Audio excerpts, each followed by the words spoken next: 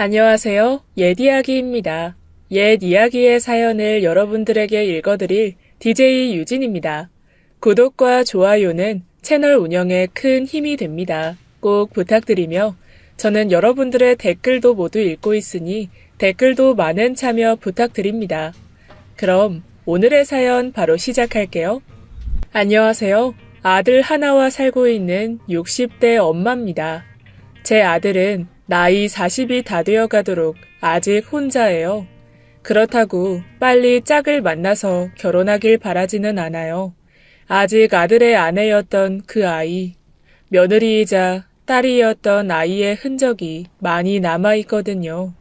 억지로 지울 수도 없지만 다른 사람으로 묻어버리기도 어려워요.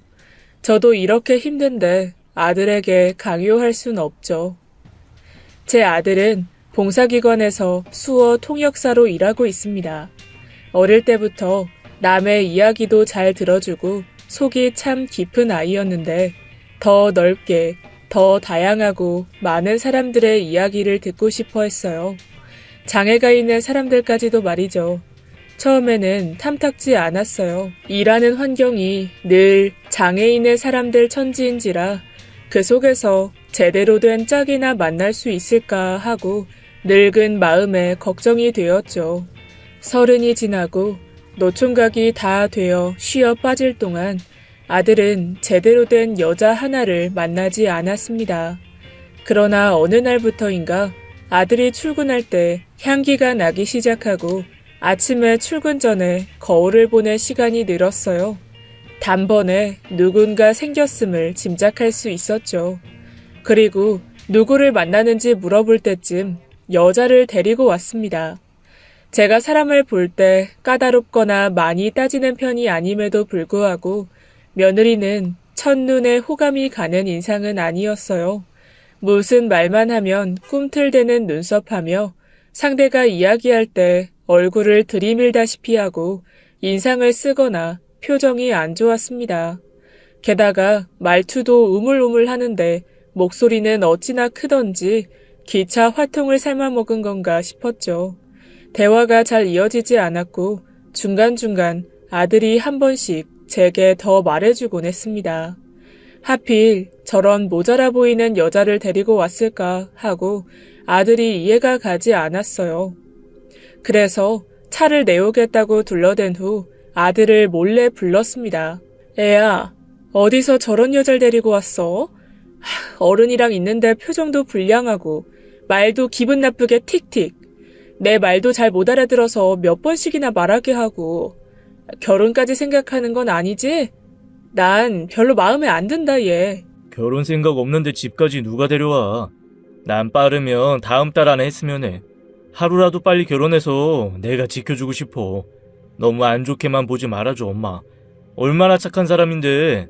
게다가 엄마랑 성격도 꼭 닮았어. 도대체가 어느 구석이 저와 닮았는진 모르겠지만 더는 아들을 설득시킬 순 없었습니다. 그렇게 환하게 웃으면서 제게 없는 애교를 부려가며 떼를 쓴 적이 단 한 번도 없었거든요.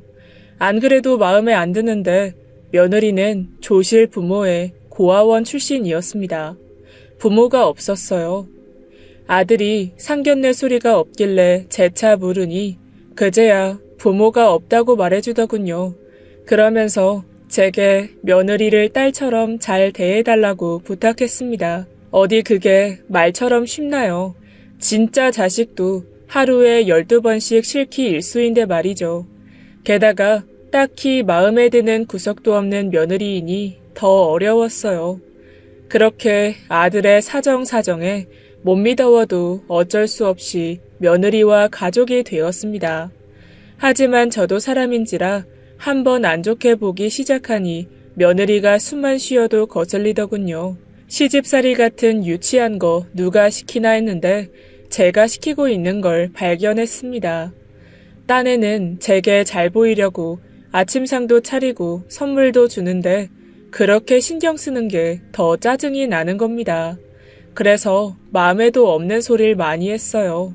아가, 넌 내가 이런 색깔 옷 입는 거 본 적 있니? 이럴 거면 아예 선물을 말거라. 괜히 쓰레기만 되잖아. 그리고 아침상 차릴 때 그렇게 하면 어떻게 하니? 우리 아들은 아침부터 일이 많아서 그렇게 무겁게 차리면 안 돼. 고기 같은 거 말고 가벼운 콩나물국이나 건 반찬으로 차려라. 넌 그렇게도 모르니? 센스도 참 없구나. 그냥 마주보고 그때그때 이야기해주면 될 것을 저답지 않게 옹졸하게 굴어댔습니다. 그럴 때마다 며느리는 그저 고개를 숙이고 죄송합니다만 연달아 했어요. 그 모습도 어찌나 꼴보기가 싫던지 처음엔 괜찮다라고 하다가 며느리가 또 죄송하다 소리를 꺼낼라 치면 아휴 듣기 싫어 라고 다 들리게 푸념했습니다.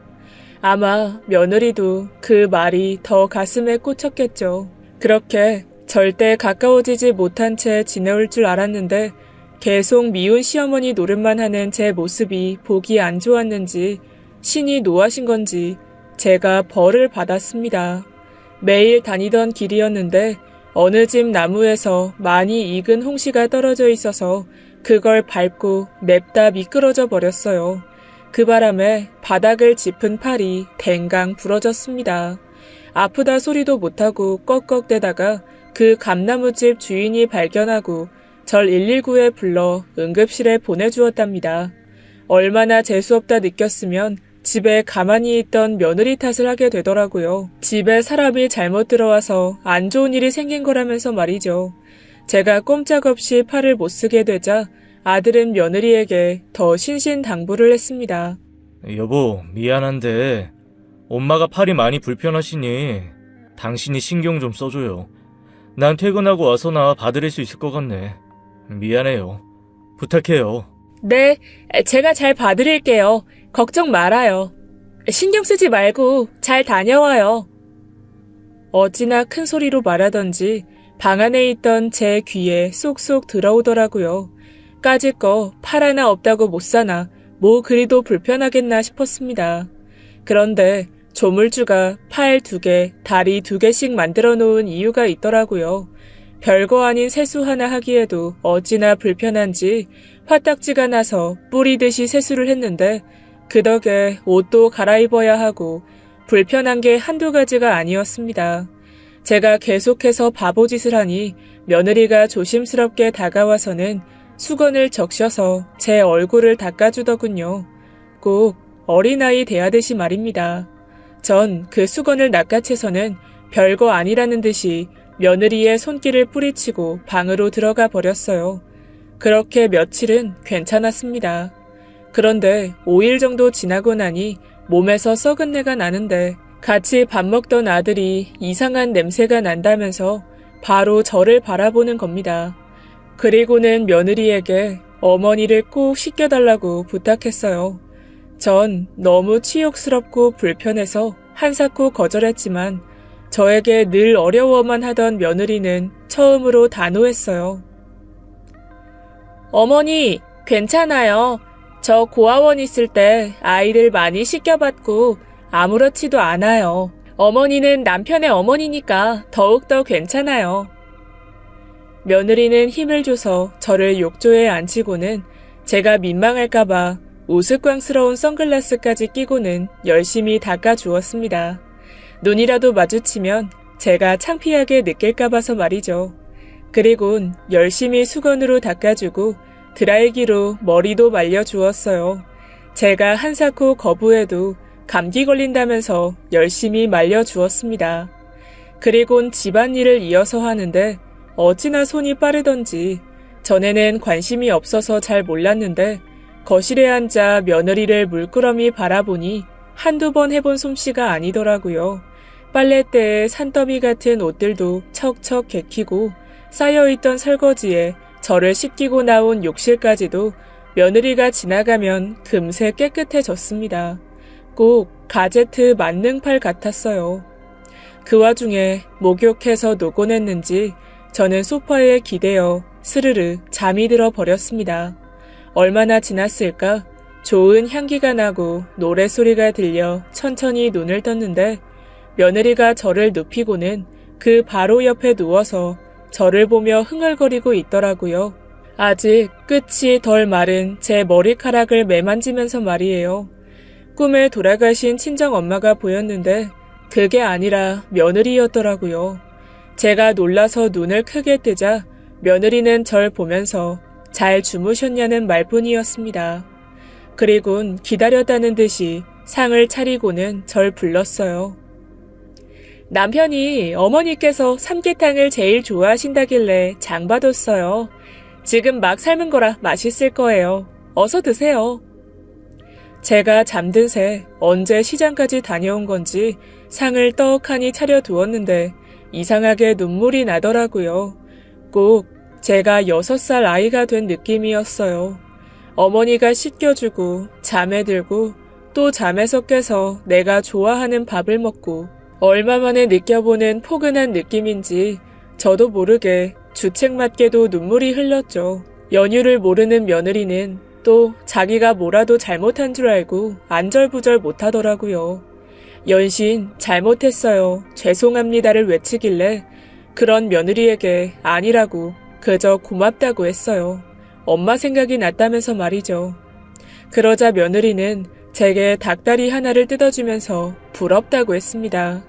며느리는 그런 생각이 날 엄마 얼굴도 모른다고 말이죠. 그러면서 저는 행복한 사람이라면서 절 달래주었습니다. 인상도 안 좋고 말투도 이상하고 목소리만 큰 줄 알았는데 속이 참 깊더라고요. 괜히 지난날의 저의 횡포가 미안해질 정도였습니다. 식사를 마치고 아들을 기다리면서 며느리와 텔레비전을 보고 있는데 툭 하고는 며느리 머리가 제 어깨로 떨어졌어요. 오늘 하루 종일 저 씻기고 비위 맞추느라 진이 다 빠졌는지 꾸벅꾸벅 졸더라고요. 그래서 마저 누이고는 이불을 덮어주려는데 며느리의 귓가에 파란색 보석 같은 게 반짝이는 거예요. 큰 액세서리를 하는가 싶어 머리카락을 들추니 보청기였습니다. 전혀 모르고 있었어요. 아들이 알려주지도 않고 귀가 어두울 거라는 생각을 전혀 못했으니 말이에요. 마침 아들이 퇴근하고 들어왔고 속삭이며 방 안으로 아들을 불렀습니다. 며느리 귀가 안 좋은 거냐, 어떻게 된 거냐며 설명을 좀 해보라고 말이죠. 그랬더니 아들은 당황한 듯이 말을 못 꺼내다가 저 사람 한쪽 귀는 아예 안 들리고 보청기 낀 쪽은 미세하게 들려. 원래는 나랑 말할 때 수화로만 해. 엄마한테는 미리 말 못해서 미안. 안 그래도 저 사람 안 좋게 보는데 장애까지 있다고 하면 더 안 좋게 볼까봐 그랬어. 속여서 미안해. 그런데 나 하나도 안 불편해. 오히려 저 사람이 제일 불편하겠지. 엄마한테 안 들키려고 애쓰기도 하고. 엄마가 하는 말 거의 못 알아들을 거야. 눈치로 맞추거나 입모양 보고 아는데 그냥 모른 척 해줘. 놀랐습니다. 말투가 조금 어눌하다고 느끼긴 했지만 그건 그저 태도가 안 좋은 거고 제 말을 가끔 무시하길래 그저 못 배워서 고아원 출신이라서 그런 줄만 알았거든요. 그리고 제가 무슨 말만 하면 눈에 쌍심지를 켜고는 가까이 다가오길래 뭐가 그렇게 기분이 나쁜 건가 내 말이 거슬리나 하고는 많이 언짢았었는데 그게 다 잘 들으려고 애썼던 거였어요. 제가 한참 나쁜 사람이 된 것 같아 마음이 더욱 안 좋았습니다. 그간의 특이했던 며느리의 행동들이 죄다 장애에서 비롯된 거였어요. 너무나 미안해졌습니다. 아들은 소파에서 잠든 며느리를 침대로 옮겨두고 씻으러 들어갔고 저는 아이들 방으로 다시 들어가 잠든 며느리를 보았어요. 다시 보이더라고요. 매서워 보이던 눈이 이렇게나 길고 이쁜 눈이었는지 찡그리던 눈썹이 어찌나 숱도 많고 가지런한지 늘 크게 벌려 소리치던 입은 피곤해서는 다 터져 있는데 얼마나 지 속도 답답해 터졌을지 말이죠. 그리고 귀에 걸린 보청기, 그것을 조심스레 떼어 협탁에 올려두었습니다. 집에 있는데 치렁치렁 머리 풀고 다닌다고 귀신 같다고 한 소리 했었는데 보청기 가리려고 그랬구나 하며 내려온 머리칼을 쓸어 올려주었습니다. 그렇게나 잘못 봐온 인상들이 다 저의 선입견에서 느껴진 것이니 잠든 며느리의 귓가에 미안하다 라고 해주고는 나왔어요. 그 뒤로 저는 아들이 시킨 대로 며느리에게는 내색하지 않았습니다. 그저 이전보다는 며느리에게 짜증을 내거나 화내는 일이 없었죠. 되려 잘해주니 며느리가 의아해 하더라고요. 그러던 어느 날 며느리와 같이 동네 시장에 가는데 이것저것 야채들을 사다가 단골 생선가게 앞에 섰어요. 생선가게 아주머니께서는 제 등을 툭툭 치며 말했습니다. 아이고, 맨날 혼자 오시더니 웬일로 따님이랑 오셨대? 아주 판박이네, 판박이야. 이렇게 예쁜 딸 감추고 왜 이제까지 같이 안 왔었어? 바빠서? 자세히 보니까 더 닮았네. 목선하며 눈썹까지 이쁜 구석만 닮았네. 전 어리둥절해했지만 며느리는 기분이 좋은 듯 보였어요. 그러면서 제게 엄마라고 부르더라고요. 엄마, 고등어도 살까? 몇 마리 살까? 하며 없는 넉살을 다 떨면서 말이에요. 전에 아들이 저와 며느리가 꽤 닮았다고 했는데 정말 그런가 보다 했습니다. 그래서 며느리에게 이제 엄마라고 부를래? 라고 했어요. 같이 시장 돌아다니다 보니 딸이랑 다니는 엄마들이 많더라고요.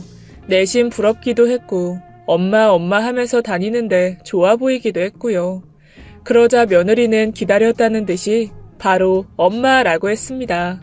그날 엄마 소리 1000번은 넘게 들었던 것 같아요. 시장을 누비면서 엄마 이거는, 엄마 저거는 하고 돌아다녔죠. 더 신기했던 건 시장분들이 며느리가 정말 제 딸인 줄 아시더라고요. 저는 싫은 척 하면서도 내심 그 소리가 듣기 좋았습니다. 그렇게 제게 엄마 거리던 며느리가 정말 엄마가 되었습니다. 밥 먹을 때 가리는 것 없이 잘 먹는 아이인데 제가 끓여준 청국장을 한술 뜨자마자 마구 헛구역질을 했어요. 며느리는 놀라서 저와 아들에게 식사 자리에서 미안하다라고 했지만 전 단박에 알았죠. 어쩜 그런 것도 닮은 건지 저도 아들을 가졌을 때 청국장을 한 입도 못 먹었어요. 제일 좋아하는 찌개인데도요. 아들에게 아무래도 아이가 생긴 것 같다고 말했고 바로 산부인과에 데려가 보았어요. 당연히 아이를 가진 것이 맞았고 저와 며느리는 너무 기뻐서 부둥켜 안았죠. 게다가 산부인과 의사도 제가 엄마인 줄 알았는지 묻지도 않고 어머니라고 하시더군요. 간호사분들도 말이에요. 그래서 기분이 좋아서 나가는 길에 저희가 그렇게 닮았나요? 라고 물으니 붕어빵이라는 겁니다. 누가 봐도 모녀지간 같다면서요. 그렇게 손주 소식을 접하고 며느리가 몸이 좀 약했던지라 초기에 산부인과를 자주 갔습니다. 그런데 대기하던 중에 간호사님이 며느리 이름을 한참 부르는데 며느리가 옴짝달싹하지 않는 거예요. 화장실에 갔다가 나온 저는 왜 안 가냐고 소리를 지르려다가 며느리를 보니 머리를 올려 묶었는데 보청기를 안 하고 온 걸 발견했어요. 그래서 조용히 다가가 며느리를 세우고는 간호사를 따라 들어갔습니다. 며느리도 그제야 귀를 만져보고는 흠칫 놀랬어요. 담당 의사 선생님께서 이런저런 설명을 해주시는데 며느리는 그저 저만 바라보았습니다. 제가 의사 선생님 말을 요약해서 입을 크게 벌려 다시 설명해 주었거든요. 그러다가 마지막으로 의사 선생님께서 이제 안심해도 됩니다 라시길래 제가 수화로 아가 이제 안심해도 된대. 선생님이 산부인과 자주 안 와도 된대. 잘됐다. 그지? 그러자 며느리는 절 보더니 환하게 웃어주었어요. 제가 꼭 대견하다는 듯이 말이죠. 한참 되었어요. 제가 수어를 공부한 지 말이에요. 아무렴 아들이 수어 통역사인데 엄마가 돼서 어느 정도는 알고 있어야 되겠다 싶었거든요. 게다가 며느리까지 수어가 필요하니 당연한 거였어요. 제 어색한 수어에 며느리는 병원을 나설 때까지 웃었습니다. 잘한다면서 엄지를 내밀었죠. 더 열심히 배워야겠다는 생각이 들었어요. 이제 아이가 태어나면 적어도 아이가 말이 트임과 동시에 수어까지 알아야 며느리와의 소통이 잘 될 것 같았거든요. 가끔씩은 아들에게 물어 공부했습니다. 그리고 며느리 배가 조금씩 더 불러오면서 많이 힘들어 하더라고요. 허리 통증이 너무 심해서 새벽에 한 번씩 깨서는 끙끙 앓는 소리가 들렸어요. 그럴 때마다 저도 자다가 나와서는 소파에 쭈그려 앉아있는 며느리 허리를 어루어 만져주었습니다. 들리지 않을 테지만 내 손은 약손, 내 딸 배는 똥배 라고 읊조리면서 말이에요. 그럴 때면 조금이나마 며느리는 덜 아파했고 저에게 기대어서 엄마 엄마 하고는 잠꼬대를 하고 웅크린 채 잠이 들곤 했습니다. 그럴 때면 이상하게도 한쪽 가슴이 뭉클하곤 했어요. 꼭 며느리 엄마가 살아있다면 나와 같은 느낌이겠다 싶게 말이죠. 그 엄마 소리가 어찌나 서글프게 들리는지 말입니다. 그렇게 힘들게 잠들기를 여러 차례 반복하다 손주가 태어났어요. 며느리와 꼭 빼닮은 딸아이였죠. 어찌나 순하던지 잘 울지도 않는 아이였어요. 참 애보기 수월하겠다 싶었는데 어느 날은 제가 외출하고 집에 들어오는데 심하게 아기 우는 소리가 나더라고요. 그리고 그 옆에는 며느리가 아이를 꼬집고 있는 거예요. 전 놀라서 뭐 하는 거냐며 며느리 손을 잡았고 며느리는 울면서 제게 말했습니다. 엄마, 얘가 안 울어. 안 울어도 너무 안 울어. 말을 못하게 되면 어떻게 하지? 나처럼 귀가 안 들리면 어떡해? 바로 옆 협탁을 보니 며느리의 보청기가 올려져 있었어요. 빼뒀는지도 모르고 아이가 계속 울지 않는다고 생각한 것 같더라고요. 아들이 그랬었습니다. 장애를 가진 부모들은 자신들의 아이도 장애를 안고 태어날까봐 불안해한다고 말입니다. 그럴까봐 아이 낳고 이런저런 검사를 다 했어요. 다행히 유전되지도 않았고 별 문제도 없다고 했고 말이죠. 그럼에도 며느리는 불안해 보였어요. 아니야, 우리 손주는 안 들리고 벙어리 아니고 효녀야. 엄마 힘들까봐 순하고 울지도 않고 완전 순둥이라 그렇다니까. 보청기 끼고 걱정하지 말어. 나중에 내가 다 잃은다. 엄마가 맨날 꼬집었다고 울라고 때리고 그랬다고. 얘만한 효녀가 어딨어. 그렇지 내 새끼. 전 아무렇지 않다는 듯이 손녀를 안아 올렸고 며느리는 그저 한숨만 크게 쉬었습니다. 마음은 100번 이해가 갔어요. 아기 울음소리가 안 들렸으니 오죽했으면 그랬겠습니까. 아이를 낳았을 때도 아기 울음소리 안 들린다고 울었던 며느리였으니까요. 그렇지만 자주 반복하다 보니 그것이 아들 부부의 싸움으로 번졌습니다. 아들은 불안에 떠는 며느리가 아이한테 해라도 입힐까봐 걱정했고 그로 인해 며느리를 다그쳤어요. 이제 그만 좀 해. 애 트라우마 생기겠어. 어려도 이러는 거 나중에 다 안다고. 그냥 애가 순한 거라니까. 당신이 저번에 꼬집어서 애 다리에 자국 남았잖아. 이거 학대야 학대. 그리고 안 보이던 멍들도 있던데 이것도 당신이 그런 거야? 방문 너머로 계속 싸우는 게 들리길래 급하게 들어가서 아들을 다그쳤습니다. 아들이 생각하는 것만큼 며느리가 심하게 아이를 대하는 게 아니라고 말이죠. 그런 오해에서 비롯된 싸움들이 몇 번 있었고 그럴 때마다 며느리는 제게 하소연을 했습니다. 친정 엄마가 있었다면 그쪽에 했겠지만 며느리에게는 저뿐이었어요. 아가, 다 네 탓 아니고 다 내 탓이다. 그러니까 속상해하지 말어. 난 있잖니. 네가 아프고 속상하면 이상하게 내 마음이 아리고 시리다. 아무래도 내 가슴에 너희 친정엄마가 들어와 앉았나 보다. 그냥 하는 말이 아니라 정말이었어요. 며느리가 조금이라도 슬퍼 보이면 그렇게나 가슴이 시려요. 며느리를 슬프게 한 게 제 아들일지라도 말이죠. 제가 그렇게 말할 때면 며느리는 저를 그저 안아주었습니다. 엄마라고 꼭 부르면서 말이죠. 그러던 어느 날 집 밖에서까지 아이 울음소리가 들려오길래 또 며느리가 아이를 건드려서 울렸나 하고 집에 급히 들어왔어요. 그런데 며느리는 저 들어온 소리도 못 듣고 설거지를 하고 있더라고요. 전 며느리 어깨를 툭툭 쳤고 보청기를 빼뒀는지 귀를 만지고는 이마를 탁 치는 거예요. 며느리와 같이 아이 방에 가니 아이가 시뻘건 얼굴을 하고 울고 있는데 앉아있는 모양새가 한쪽 팔이 뒤로 젖혀져 있었어요. 꼭 제가 팔을 다쳤을 때처럼 말입니다. 혹시나 해서 팔을 앞으로 당겨 놓았더니 힘없이 툭 다시 쉬로 떨어지는 겁니다. 팔이 빠진 듯 보이더라고요. 냅다 아이를 둘러엎고는 병원으로 달려갔어요. 역시나 팔이 빠졌다더군요. 늦었으면 큰일 날 뻔했다고 말이죠. 아이 혼자 두면 한 번씩 이런 경우가 있다면서 아이가 울어서 알아채 다행이라고 했습니다. 그래도 역시 효녀는 효녀인지 엄마 모를까봐 그리 크게 울어 젖힌 건지 정말 다행이었죠. 하지만 며느리의 얼굴은 더 어두워졌죠. 다 자기 잘못이라면서 말입니다.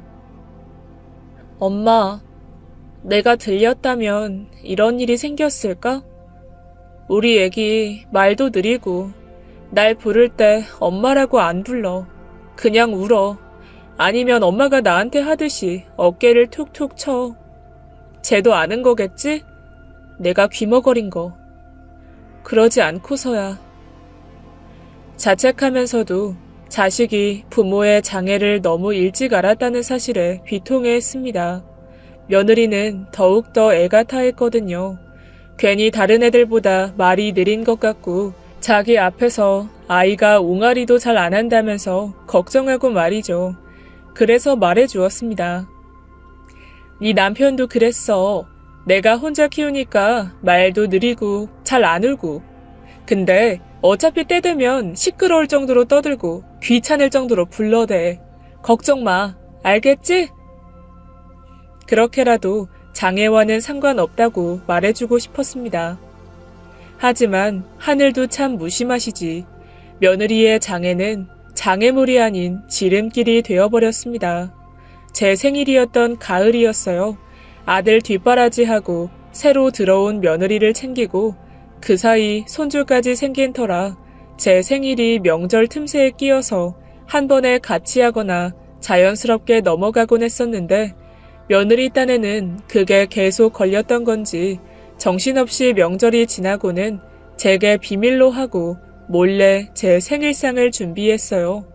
아들에게 저에게 줄 가죽 장갑을 사오라고 시키고선 말이에요. 며느리랑 장을 볼 때 제가 손이 시려서 몇 번씩 주먹을 쥐었다 폈다 했더니 그게 계속 생각이 났었나 봅니다. 그런데 제 생일을 준비한답시고 떡집에 떡도 맡기고 주문해 놓은 과일들이랑 음식들을 챙기느라 그날도 보청기를 두고 나왔어요. 그것도 모르고 저 놀라게 해줄 생각에 잔뜩 기대에 부풀어 들뜨는 마음에 늘 다니던 집 앞에 짧은 횡단보도에서 사고가 났습니다. 전 그날을 잊을 수가 없어요. 아들에게 전화가 왔죠. 며느리에게 깜짝 파티를 해주려고 절 친구들 집에 보내놓은 건지도 모르고 전 오랜만에 회포를 푸느라 떠들고 신이 나 있었는데 먼저 절대 전화하지 않는 아들에게서 계속해서 전화가 울렸습니다. 받기도 전에 이상한 마음이 들었어요. 불길한 느낌 말이죠. 제가 전화를 받자마자 아들은 꼭 며느리 말투로 말을 했습니다. 꼴딱꼴딱 넘어가는 숨을 겨우 몰아쉬며 지금 병원이라고 와달라고 말이죠. 엄마. 나 지금 병원인데 빨리 좀 와. 남이가 교통사고가 났는데 금방 갈 것 같아. 엄마 빨리 와. 청천벽력이었습니다. 다짜고짜 며느리 숨이 넘어가니 당장 달려오라는 말이었는데 저는 같이 있던 친구들에게 단 한마디도 못하고 맨발로 뛰쳐나왔어요. 닥치는 대로 보이는 차 아무 차나 잡아서는 병원 이름을 겨우 대고 갔어요. 병원에 도착했을 때 응급실 복도에 널브러지듯 퍼져 앉아있는 아들과 너무나 조용했던 병원은 이미 며느리가 이 세상에 없음을 알려주었습니다.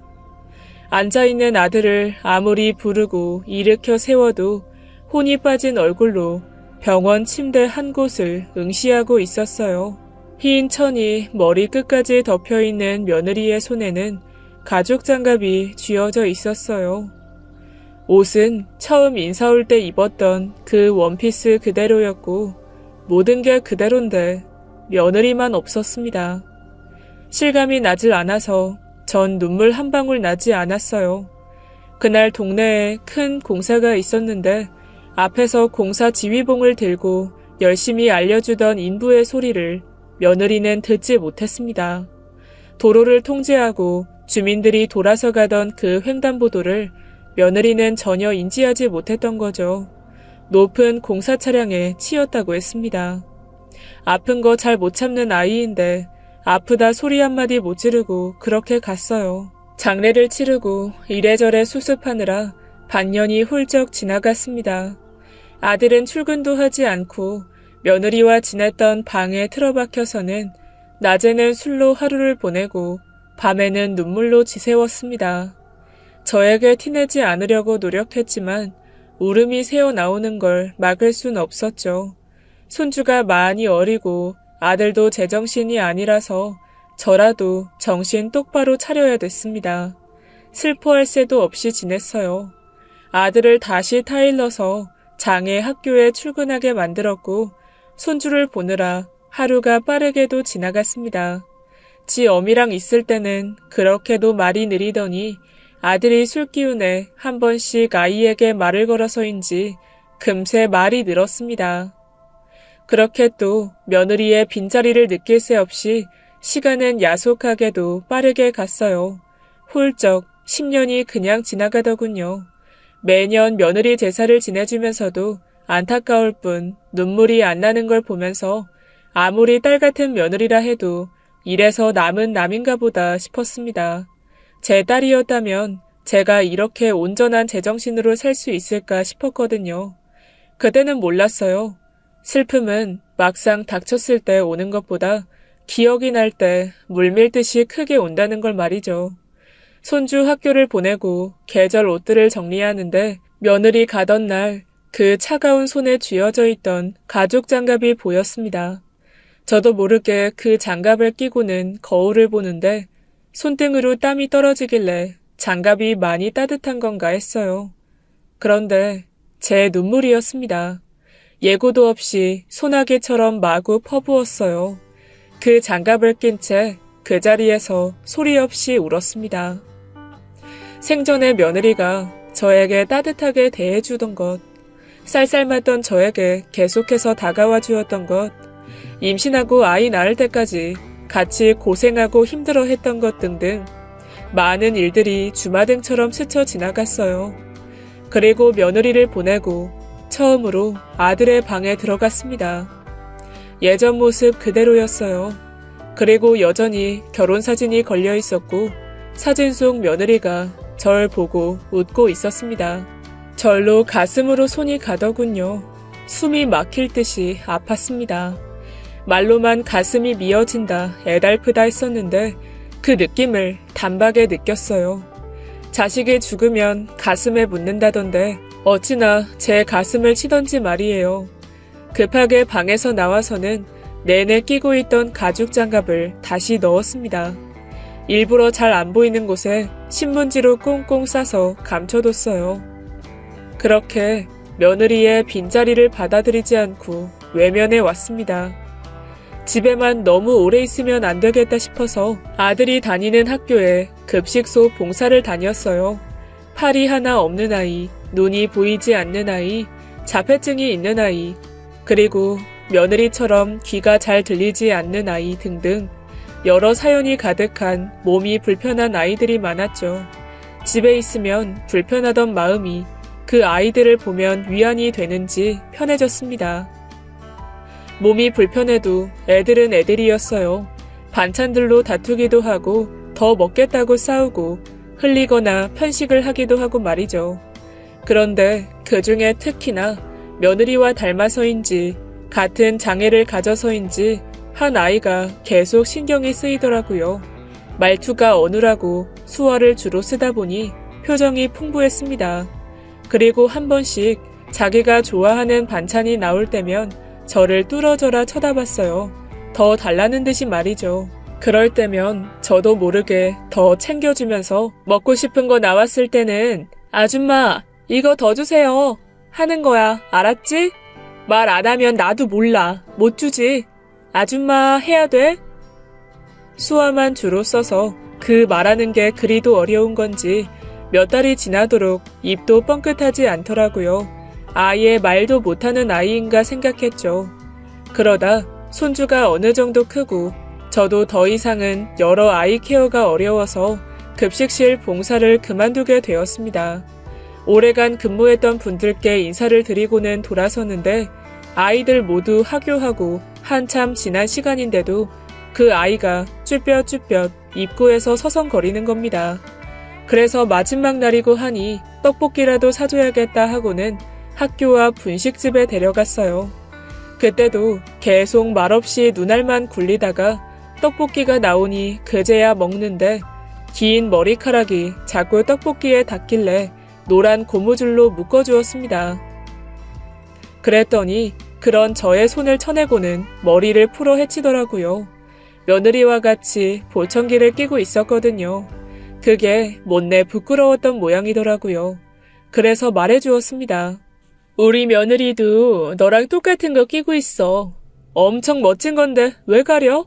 가수들도 멋있어 보이려고 그런 거 끼잖아. 아니야?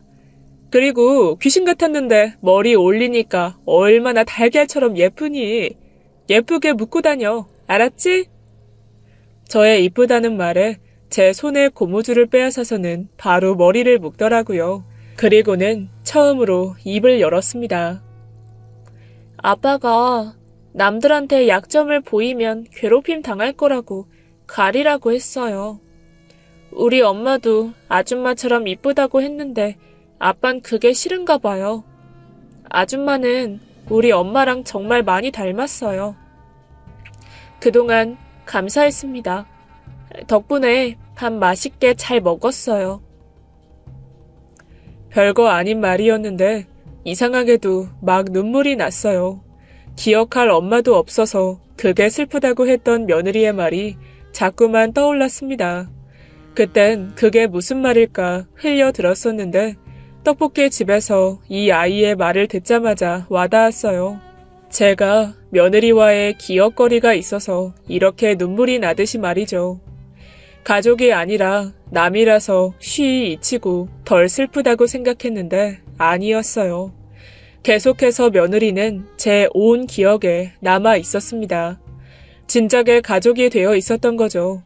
너무 당연한 거라 제가 느끼지 못했을 뿐. 피가 섞이고 닮았다고 해서 가족은 아닌 것 같습니다.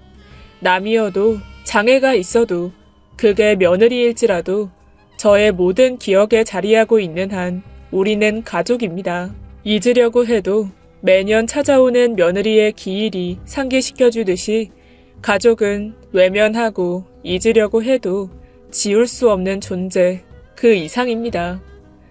저와 며느리의 이야기를 들어주셔서 감사합니다.